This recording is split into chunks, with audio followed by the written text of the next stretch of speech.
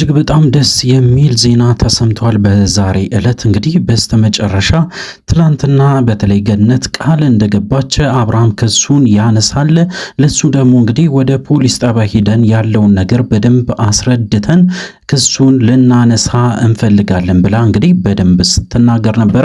በዛ ዙሪያ እንግዲህ አብርሃም ቃል እንደገባላትና ወደ ክስ ቦታም ሄዶ ክሱን ለማንሳት እንደሚሞክሩም እንግዲህ በብዛትም ሲሰራጭ ነበረ። እሷም ትላንትና ተናግራ ነበረ።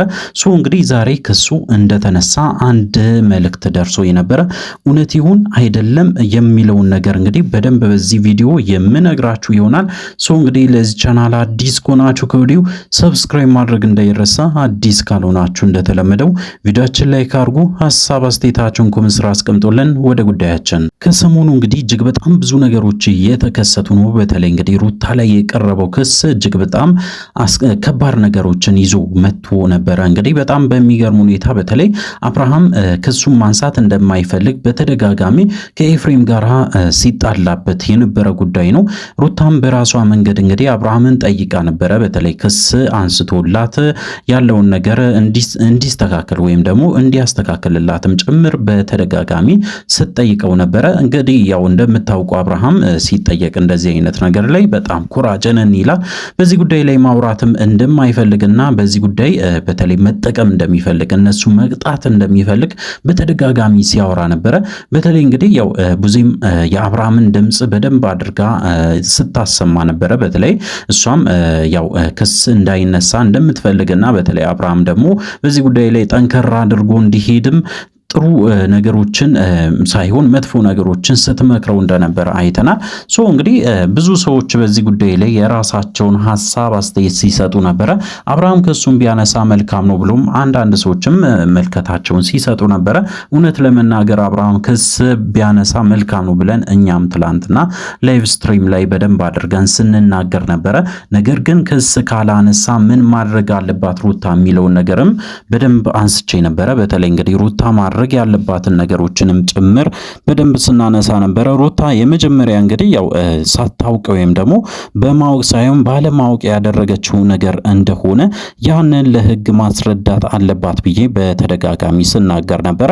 ሁለተኛው እንግዲህ ያው ልጁ በጠፋበት ታይም ላይ ልጁ የት እንደነበረ ወይም ደግሞ አክስቷ ጋር እንደነበረ ያንን ነገር እንደማታውቅም በደንብ ለሕጉ ማስረዳት ይኖርባታል ብዬ ስናገር ነበረ። እንግዲህ ያው በዚህ ጉዳይ ላይ በጣም ወንጀሉ ከባድ ሊሆን ይችላል ተብሎ የሚታሰበው በማወቅና ሆን ብሎ ተነሳስቶ ይህንን ወንጀል መፈጸሙ ወይም ደግሞ ስም ማጥፋት ነው። እንደዚህ አይነት ነገሮችን ማድረግ ከሆነ እንግዲህ ያው ሕጉም ከበድ ይላል።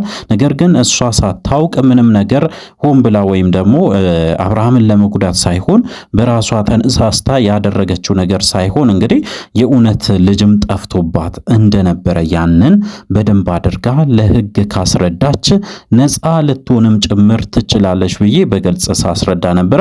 ከዚህ በፊትም እንግዲህ ያው አብርሃም ያው በተደጋጋሚ ማለት ይቻላል ልጇን ለመውሰድ ጥረት ሲያደርግ እንደነበረና ሁለት ጊዜም ጭምር ወስዶባት በግድ እንደመለሳላትም ጭምር ያንን ካስረዳችው ሕግ በምን አግባብ ያያል? እንግዲህ ያው ተጠርጣሪ አድርጋ በተለይ አብርሃም ማየቷ ያው ያለውን ነገር ሐሳቧን በተለይ ብዙ ነገሮች ውስጥ ስለገባችም ጭምር በስተት ነው ብሎ ያንን ነገር ሊወስድላት ስለሚችል በዛ መንገድ ብትራመድ ወይም ደግሞ ብታደርግ መልካም ነው የሚለውም ሐሳብ በደንብ ስናነሳ ነበረ። እንግዲህ በስተመጨረሻ ትላንትና ደስ የሚል ነገር ሰምተን ነበረ። በተለይ እንግዲህ ገነት እኔ ራሴ እንዳበላሸው ራሴ ለማስተካከል እሞክራለሁ፣ ብዙ ነገሮችን አበላሽቻለሁ፣ በዚህ ሰዓት ሩታና ሌሎቹም ሰዎችም እንዲከሰሱ እኔ ነኝ እንግዲህ ይህን ሁሉ ነገር የፈጠርኩት ስለሆነ አብርሃምን እንደምንም ለምኜው እንግዲህ ክሱን እንዲያነሳ ለማድረግ ሞክሬ ነበረ። ፋይናሊ አብርሃም እሺ ብሎኛል፣ ወደ ሕግ ቦታው ሄደን ክሱን እናነሳለን ብላ እንግዲህ በግልጽ ስትናገር ነበረ። እንግዲህ በዛን ሰዓት ሩታ ከናንተ ጋር አብሬ ልሂድ ብላ እንግዲህ ስትጠይቃት ነበረ፣ በተለይ ገነትን።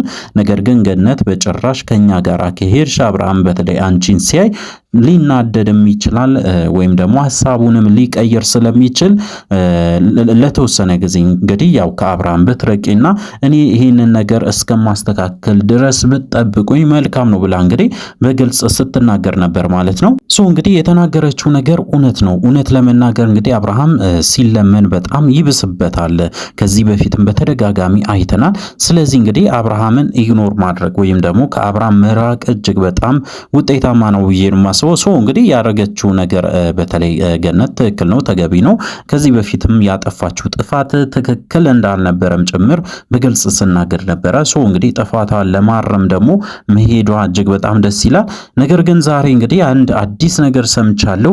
በተለይ እንግዲህ አብርሃም ክሱን እንዳነሳ አንድ መረጃዎች ሹክ እያሉ ነው። በተለያየ ሶሻል ሚዲያ እንግዲህ በብዛት ሲሰራጩ ነበረ። ትላንትና ማታ እንግዲህ ያው አብርሃም ከነ ሄርሜላ ጋራ ላይቭ ቲክቶክ ላይ ብዙ ነገሮችን ሲነጋገሩ ነበረ፣ ብዙ ነገሮችን ሲያወሩ ነበረ፣ ሲጨፍሩና ብዙ ፕሮግራሞችን አዘጋጅቶ ሲዝናኑ ነበረ።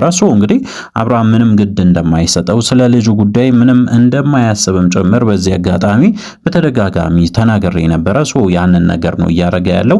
አሁን ላይ እንግዲህ የራሱ ላይፍ ብቻ እያስጨነቀው ይገኛል። በተለይ ከሄርሜላ ጋራ የሚያረጋቸው የሚኖረውን ህይወት ብቻ እየተመኘ ያንን ነገሮችን በተደጋጋሚ እያደረገ ይገኛል እንጂ በጭራሽ ስለነ ሩታ በጭራሽ እያሰበ ወይም ደግሞ ስለ ልጁ አስቦ ብዙ ነገሮችን እንደሚያደርግ አይነት አባት አልሆነም ማለት ነው። እንግዲህ ሩታ ካሁን በኋላ ምን አይነት ውሳኔ መወሰን አለባት? ይሄ ክስ እንግዲህ ከተነሳ በኋላ ትክክለኛ የሆነ ህይወት መጀመር አለባት ብዬ ነው የማስበው።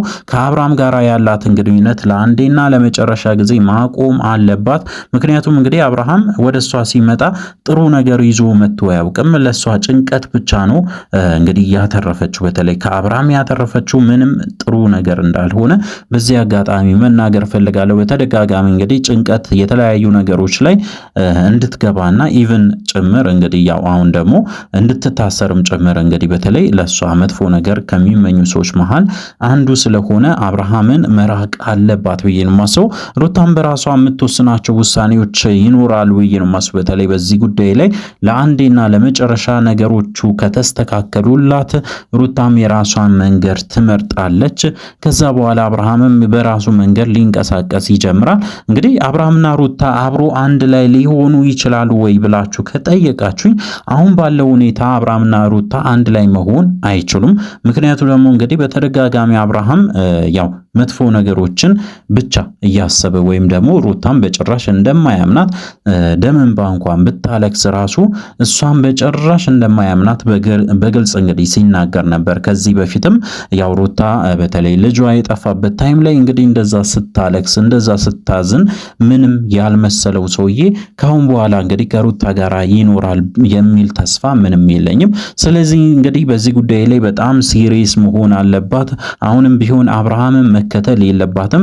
ጠንከር ያለ ውሳኔዎችን የራሷን ህይወትን ሊያስተካከል የሚችሉ ነገሮችን መወሰን አለባት ብዬ ነው የማስበው። በተለይ ሩታ እንግዲህ ለልጇና ለራሷ ማሰብ ይኖርባታል። ከዚህ በፊት በተለይ ለአብርሃም ቤተሰቦችም ጭምር በማሰብና ብዙ ነገሮችን በመተው ነገር ግን ወደ ክስ መሄድ እየቻለች በብዙ ምክንያቶች እንግዲህ ሲበድሏት እንኳን ብዙ ነገሮችን ማድረግ እየቻለች ያው እንግዲህ ቤተሰብ ናቸው።